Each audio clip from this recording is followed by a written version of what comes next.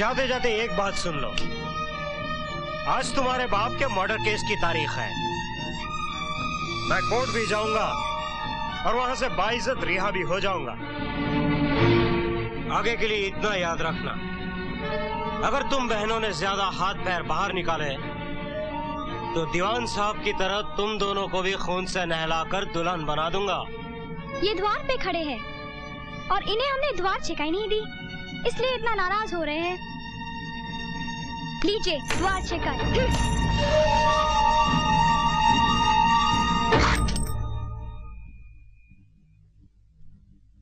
पिताजी, आपका हत्यारा बहुत खुश है कि वो आज कोर्ट से रिहा हो जाएगा, लेकिन मैं ऐसा नहीं होने दूंगी। उसने सेल्फ डिफेंस के कानून का सहारा लिया है, मैं भी उसी कानून का सहारा लूंगी, ताकि सांप भी मर जाए और लाठी भी ना टूटे। दीवान साहब ने जो कुछ किया और बाद में जो कुछ हुआ वो सब यही हुआ। जज साहब, आपने भी तो देखा था, तो अब बोलने के लिए बचा क्या है जो गीता पर हाथ रखकर कसम खाऊं? कुछ ऐसी बातें भी कहनी पड़ेगी जो इस अदालत में नहीं हुई थी।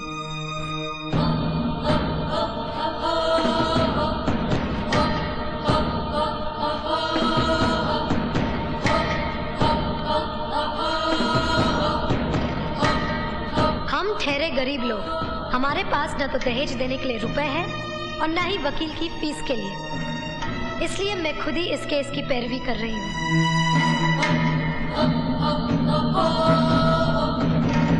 मैं जो कहूंगा सच कहूंगा। मिस्टर अंकुश, आपको एक वादा करना पड़ेगा कि मैं आपसे जो कुछ भी पूछूंगी आप उसका जवाब बहुत ही शांति से दीजिएगा। शांति से ही जवाब दूंगा। भड़क मत जाइएगा। जी हरगिज नहीं। सुना है आपकी माँ वेश्या थी। मुंह संभाल के बात कर। आपकी माँ वेश्या थी या नहीं? खबरदार मेरी माँ के बारे में कुछ भी बोला तो साली कमीनी। योर ऑनर, मेरे इतना समझाने के बावजूद कि शांति से जवाब दीजिए, जब मैंने इनसे ये कहा कि इनकी माँ वेश्या थी, जो एक सच है, तो ये भड़क उठे। तो बताइए योर ऑनर, मेरे पिता दीवान साहब को उस वक्त गुस्सा क्यों नहीं आता जब उनको वेश्या का बाप कहा जा रहा था, वो भी इस भरी अदालत में, चीख चीख कर सबके सामने। मिस्टर अंकुश, आप रिवॉल्वर अपने पास हमेशा रखते हैं या नहीं? हाँ। योर ऑनर, रिवॉल्वर हमेशा अपने पास अक्सर वो लोग रखा करते हैं जिनके पास बहुत सारी दौलत होती है या शोहरत। दौलत तो आपके पास है नहीं, क्योंकि चरस पीने के लिए पैसे भी आपको ससुराल वालों से भीख में मांगने पड़ते हैं। अब रही शोहरत की बात, तो इतना मैं दावे के साथ कह सकती हूँ कि आधी रात के बाद गली के आवारा कुत्ते आप पर भौंकते जरूर होंगे। आपके पास न तो दौलत है न शोहरत, फिर अपने पास रिवॉल्वर रखने की वजह क्या है? वजह यह है कि आप एक घटिया किस्म के इंसान हैं, आप गुंडे हैं। तू मुझे घटिया इंसान और गुंडा कह रही है? मैंने तो फिर भी कुछ अच्छा कह दिया। आपके ससुराल वाले तो आपको कुछ और ही कहते हैं। क्या कहते हैं वो? आपकी सास आपको नामर्द कहती है। उनका कहना है कि जो मर्द अपनी कमाई से अपनी बीवी बच्चों को पाल न सके वो काहे का मर्द, वो तो नामर्द होता है। क्या आप साबित कर सकते हैं कि आप इस लिहाज से नामर्द नहीं हैं? You shut up! आप उनके झूठन पर पलते हैं, इसलिए आप उस वफादार कुत्ते की तरह हो गए हैं जो मालिकों के कुछ कहने से पहले ही भौंकना शुरू कर देता है। बताइए, दीवान साहब ने आपसे कुछ कहा था? नहीं। चौधरी खानदान ने आपसे कुछ करने के लिए कहा था? नहीं। तो फिर आपने गोली क्यों चलाई? योर ऑनर, जो अपनी जिंदगी अपनी खुशी से झूठन और उतरन के सहारे गुजारता हो, वो हर रात बिकने वाली उन बाजारू औरतों से भी ज्यादा गंदा और घिनौना होता है। बहुत बोली, अब आगे बोली ना तो। बस बस रहने दीजिए, मुझे मत डराइए। मुझे मालूम है कि दुनिया में ऐसी कोई दवा नहीं बनी है जो आप जैसे नामर्द को मर्द बना सके। हरामजादी, मैं तुझे। ये अदालत है, यहाँ किसी को धमकी देना अदालत की मर्यादा के खिलाफ। अदालत की मर्यादा की ऐसी की तैसी, तेरी तो।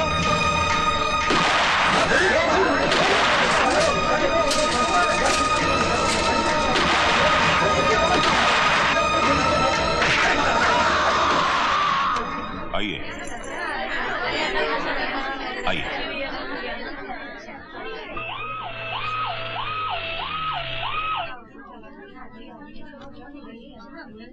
निरंजन चौधरी कौन है? मैं। आइए मेरे साथ।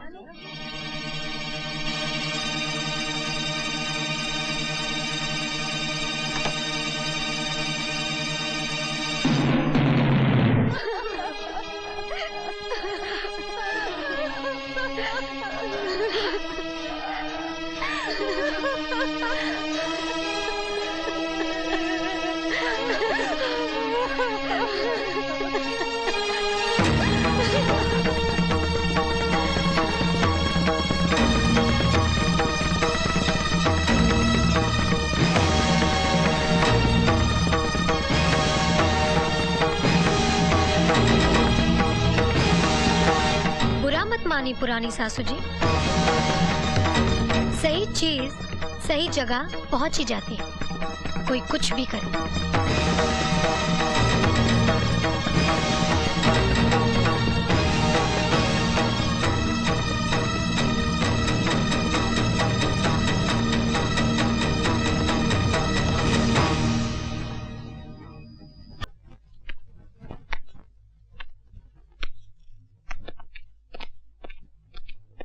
नमस्ते सेठ जी।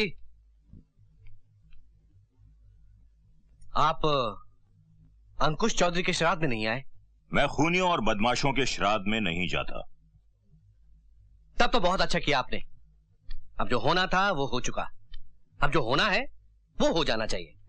शादी की नई तारीख निकलवा लें। ये शादी अब नहीं होगी। नहीं नहीं, ऐसा मत कहिए सेठ जी। हमने जो कह दिया वो कह दिया। नहीं सेठ जी, शादी की तैयारी में हमने लाखों रुपए खर्च किए हैं, ऊपर से जात बिरादरी में नाक कट जाएगी। ऐसा मत कीजिए, ये रिश्ता मत तोड़िए।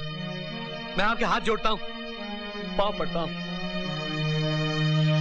हमारी इज्जत का कुछ तो ख्याल कीजिए।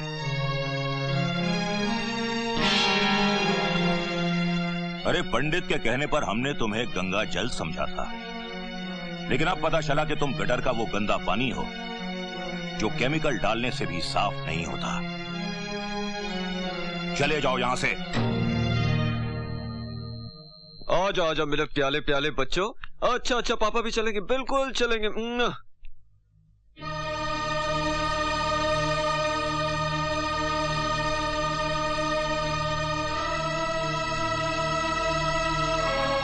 रहीम चाचा, रहीम चाचा जी, ये बच्चों को सर आइसक्रीम खिलाने चाहिए, ये बहुत जिद कर रहे हैं। जाओ बेटे जाओ। चलो।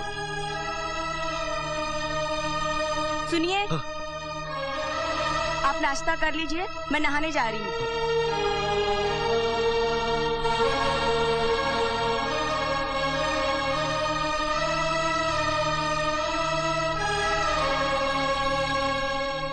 मुझे आपसे बहुत सारी बातें करनी है, जिसके लिए ये जगह मुनासिब नहीं। हम कहीं और मिलेंगे। देखो, पूरे 1 महीने के बाद मेरी बीवी और बच्चे घर लौटे हैं। आज मैं घर से बाहर निकल ही नहीं सकता। मिस्टर राज, हम दोनों ने यहाँ एक रात गुजारी है। जो शक मेरी ससुराल वालों को हुआ, वही शक आपकी पत्नी को भी होगा। अपनी पवित्रता का सबूत न तो मैं दे पाए थे और न आप दे पाएंगे। जिस तरह मेरी दुनिया बर्बाद हुई, उसी तरह आपकी दुनिया भी बर्बाद हो जाएगी। अगर आप इस बर्बादी से बचना चाहते हैं तो ये रहा मेरा पता।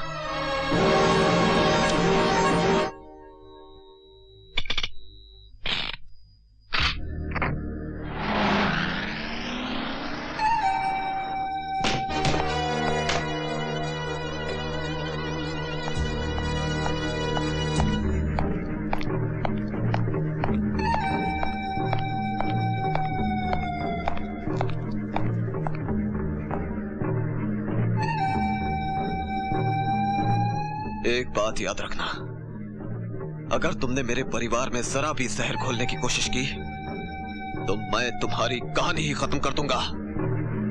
खुद तो मेरी जिंदगी में तूफान बनकर आए और तिनका तिनका बिखेर दिया, और आज जब खुद के घर में जरा सी हवा चली तो पत्ते की तरह कांप गए और रिवॉल्वर निकाल लिया। चलाइए, गोली चलाइए। गोलियों से न तो कहानी खत्म होती है और न ही पाप मिटता है।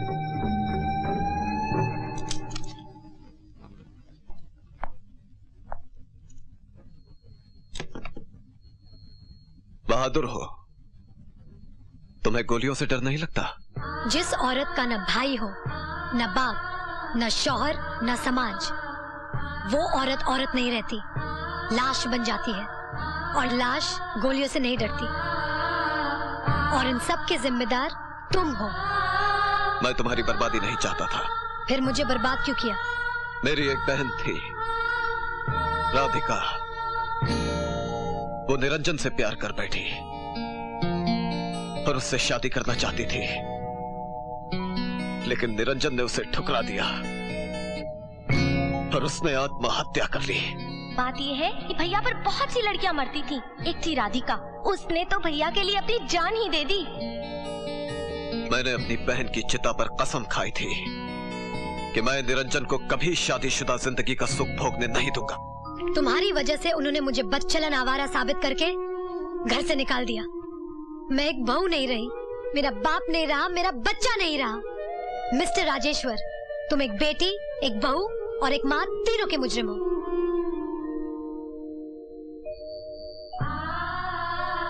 सचमुच बदले की भावना में मैं अंधा हो गया था। मैं ये सोच भी नहीं पाया कि जो आग मैं लगा रहा हूं वो और किस किस को जलाएगी। मैं तुम्हारा गुनहगार हूं पूजा। तुम मुझे जो सजा देना चाहो दे सकती हो। अब मैं हर कीमत पर उनसे बदला लेना चाहती हूँ, और इस बार अगर कोई भी कीमत चुकानी पड़े तो वो कीमत मैं चुकाऊंगा। रामोतार की बीवी खेतों पर काम कर रही है। क्या? चलो मिलो।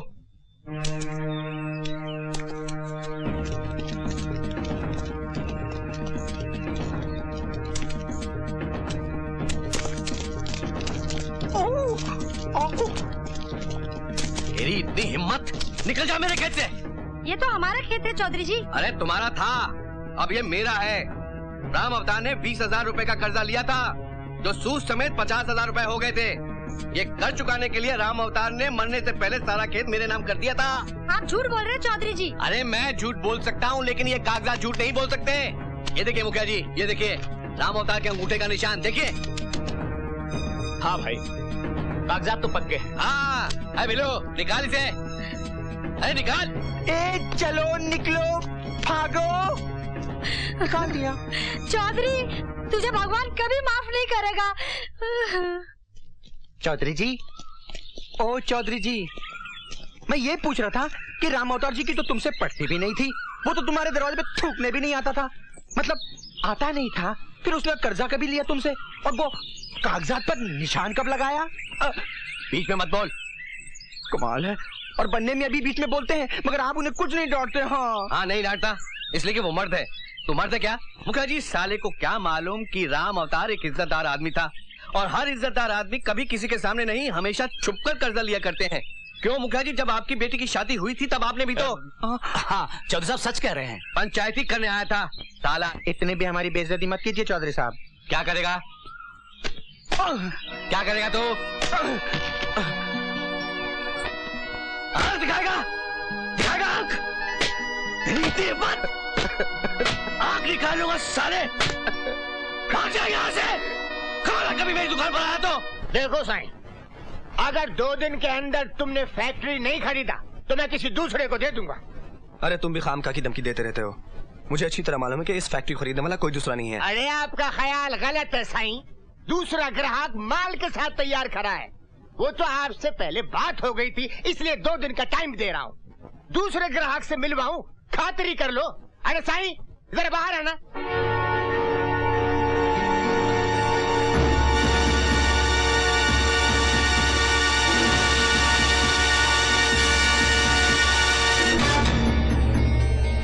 ये तो अभी पूरा पेमेंट देने को तैयार है, लेकिन मैंने आपको जबान दी है, इसलिए 2 दिन दे रहा हूँ। और बिजनेस में जबान की बड़ी कीमत होती है। अरे आप दोनों एक दूसरे को हेलो भी नहीं बोला। आपको 2 दिन के अंदर पैसे मिल जाएंगे।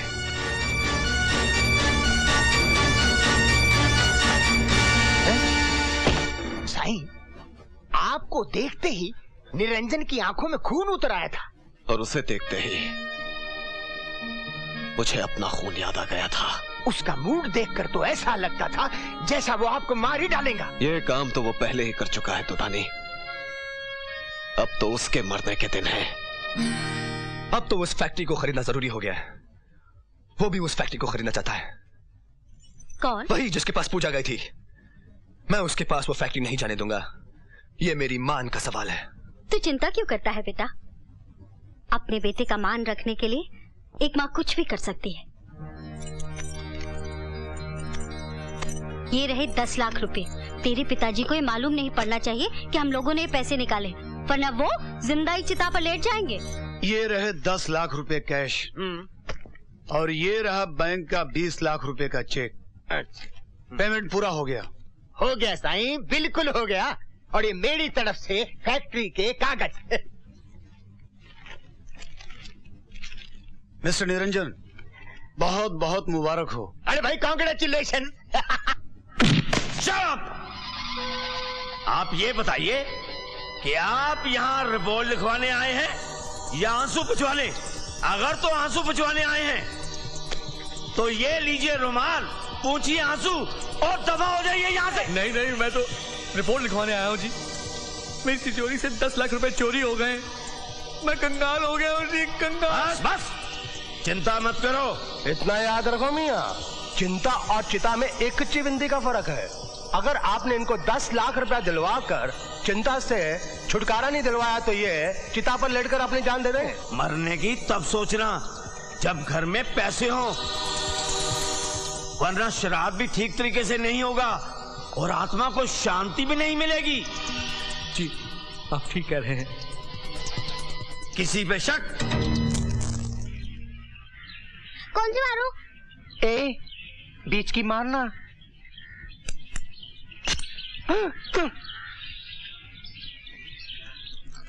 ओह, अरे 2 गोलियां तो कम है।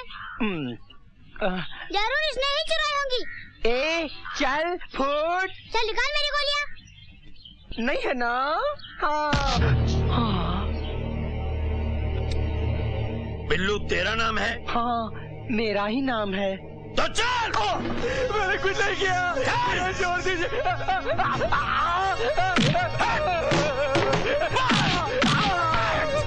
मैं शरीफ आदमी हूँ, हरामी लगता हूँ ना? हरामी लगता नहीं, हरामी हूँ, बहुत बड़ा हरामी। इसने तो मेरी मार खाते ही गूंगे भी ठुमरी गाने लगते हैं। चल चल जल्दी से उगल दे, चल चल।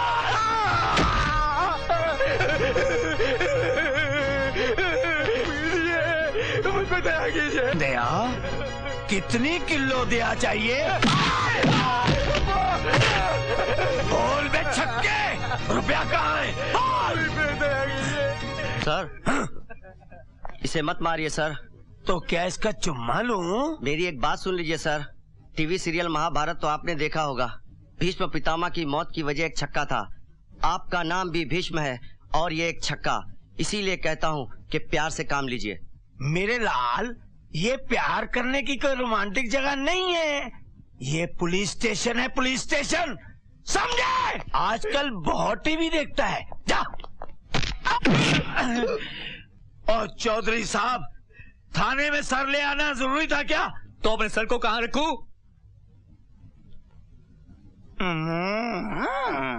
लेकिन सर आप टकले कब से हुए? और चौधरी साहब, ये टकले का सर है ना, गुस्से का स्विच बोर्ड है, स्विच बोर्ड, जिसके 24 बटन आपने दबा दिए हैं। शुक्र करो आप बच गए, क्योंकि आप भी तो टकले हैं ना। लेकिन मैं उस साले को नहीं छोड़ूंगा। अब बता, तूने रुपया लिए या नहीं? नहीं, मैंने कुछ नहीं किया। भगवान की कसम, मैंने कुछ नहीं किया।